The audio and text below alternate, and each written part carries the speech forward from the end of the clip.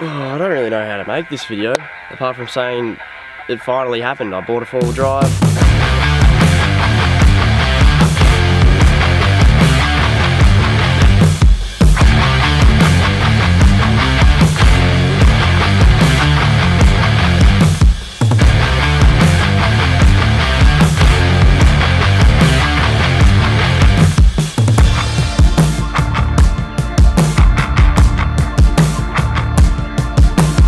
I just want to start off with saying it may not be the absolute weapon of a four-wheel drive that some of you may have thought I was going to buy, but I can tell you that there is a lot of thought that went into buying this car, and there's lots of reasons why I chose this one over other ones, and that's kind of what this video is also going to be, is me explaining why I bought this and what I want to do with it.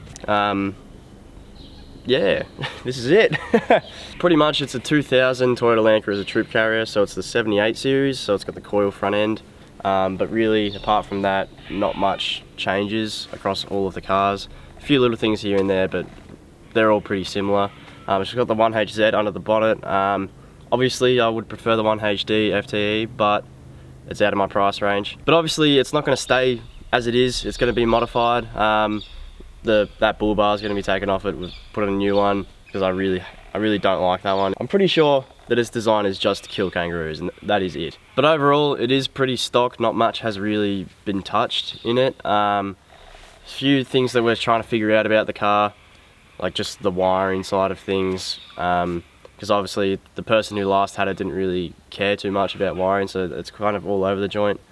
Like it did have a dual battery system in it, but it looked like it was going to set the car on fire, so we ripped that out straight away, because like all the wires were all loose and all janky, and it was just no good. And the second battery doesn't hold charge anyway, so there was not really much point in having it in there. But yeah, this is going to be my car on the channel. Like you're still going to see Sam's car and Jake's car and all those other cars, but this is, you'll probably see the build of this one more so than the other ones.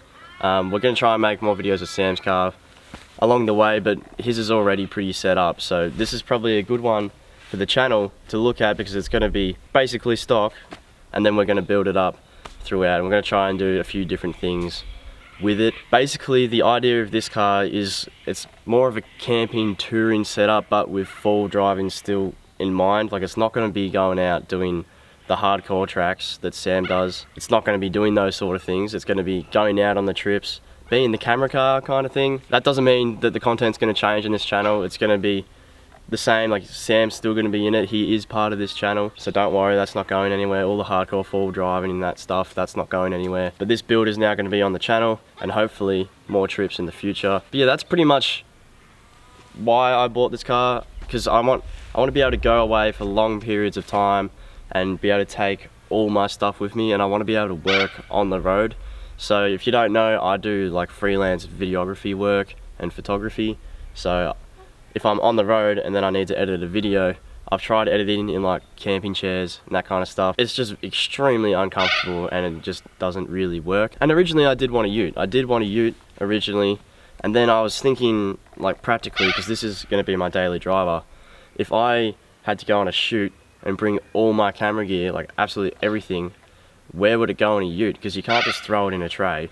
You can't just throw it into a canopy. It actually has to have a spot or somewhere enclosed, like actually enclosed, so that dust can't get in. So that was kind of my thought process, because it's not just going to be like, yeah, all it needs is a fridge and a drawer system. That's the easy way out. We're not going to be doing that. We're going to be doing a full custom setup in this thing. It is a 6-seater, so it does have the back row of seats like a normal wagon, just still with 3 doors. I'm in kind of two minds about that. I'm going to keep them for now, but then if I feel like later on in the future I want more room in the back of it and do like a full like entire setup inside the whole thing, then I'll just rip them out and I'll redo the drawers. But for now, those rear seats I have in mind to set up kind of like my work area in those rear seats, because you can just move the front seats forward and then you got heaps of room. I'm still yet to figure out exactly how I'm gonna tackle that problem, but it could be beneficial for me to utilize the back seats in that way. But yeah, we're just gonna experiment really. If I like the back seats, I'll keep them in. If I don't like them, I'll just take them out. It's no big deal. So I hope that kind of makes sense as to the reason why I bought the Troopy. This one just kind of popped up and it was nice and clean for its age. It's done 460,000 Ks, but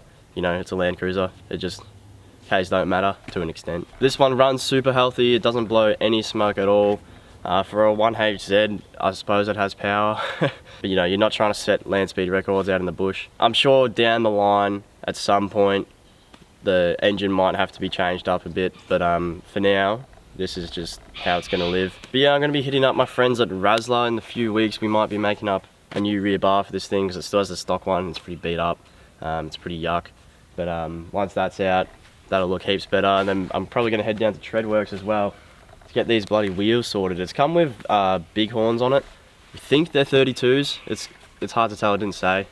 It's from a used car yard and they don't know anything. But yeah, the rims need a bigger offset because they sit too far in on the car. If you drop it into some ruts or something, then the body's just gonna hit the side of the wall. Yeah, obviously Razzler's gonna do all the bar work. It's gonna be full custom bar work. I'm planning on building the drawers by myself with my dad in the shed. So that'll be good. And yeah, we'll see how it goes. I wanna make this Troopy kind of stand out but be sensible at the same time. I feel I'm kind of rambling here, but anyway, this is the Troopy. I hope that this satisfies some people. I know that some people are gonna be a little bit annoyed at because I bought this. Because it's not an absolute weapon off-road. Maybe in the future I'll buy that. For now, we've got Sam's car and we've got a couple other cars on the channel as well that will be like that. So this is just gonna be my car and we're gonna build this one up and you're gonna see all the process of this car, and then on the other side you've got Sam's car as well. So a little bit more variety to this channel. As I said, it's not for hardcore four-wheel driving because it's a Troopy. It is gonna be doing some four-wheel driving here and there because I don't want it to just sit on bitumen and sit on gravel roads, you know. It needs to actually do stuff. So we're just gonna do a walk around of the car now. There's not really too much to see, but it's just gonna be like a good bookmark of where the car's at. And maybe in a year's time we can do another walk around and then compare the two to see how much it has changed. Which is hopefully a lot, because it's pretty stock and pretty boring right now, but you know, you get that. All right, let's start off with this front bar. So this is an extremely chunky bar, very chunky. The chin is massive and it's definitely just designed to take out kangaroos. I'm sure it's taken out a few in its life. It's just so chunky. But anyway, as I said, it's got the Bighorn tires on it. Yeah, nothing crazy really. Definitely needs wider rims and maybe some Maxxis razors. Probably 33s as well. That's gonna be its daily tire. And if you just come around the back, there's not really too much to see. It's got the roof rack, you know, just chuck things up there for now. This is the rear bar. It's pretty beat up, as I was saying before, so yeah, I'm gonna hit up Razzler and we're gonna see if we can sort that out. It's a bit dusty because it has been at the Murray for the weekend. Quick look of the inside. It's pretty clean really for its age and how many Ks it's done. Yeah, this is the interior of the Troopy. Mine, the steering wheel's just turned. I put this head unit in just the other day. It's just my mate's old head unit, so we just slapped that in. Made it a bit better. But as you can see back here, it does have those rear bench seats that I was talking about. Not what most people see a Troopy as. So this is the old trusty 1HZ. Again, it's pretty stock. It's just been cleaned up by the used car yard. It has seen its days, but it's still running super smooth and super clean. Over here, that's where the second battery was, and yeah, we just ripped all that out because that was definitely a fire hazard. We'll sort that out pretty soon because it needs a second battery. But yeah, that is my new car. I hope that you like it. It's the Troopy. If you can come up with an actual nickname, drop it in the comments below, because you know, Troopy is widely used. I reckon it needs an actual name. But yeah, I'm happy with it. I'll be much happier with it when it's set up properly, because you know, the back's it's just a big open area, there's nothing in it. That's the Troopy. Hope you all enjoyed it. It'll be in the future videos. So thank you all for watching, and I hope I'll see you in the next one. Catch you guys later.